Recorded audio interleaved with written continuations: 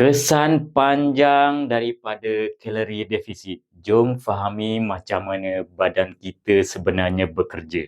Bila kita kurangkan kalori, badan mula guna simpanan tenaga. Mula-mula lemak dibakar, berat pun turun. Tapi kalau kita terlalu lama dalam defisit yang ketat, badan mula perlahan guna lemak. Metabolisme jatuh sebab dia fikir kita tengah kebeluran. Akhirnya berat susah turun, tenaga drop dan otot pun boleh hilang. Jadi nak kurus ni bukan sekadar potong makan semata-mata tapi kena jaga nutrien juga. Kurangkan karbo tak apa, tapi protein, lemak sihat, vitamin semua tu jangan tinggal.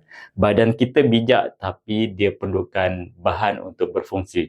Nak hasil kekal lama, kena sabar. Jaga makan dengan seimbang.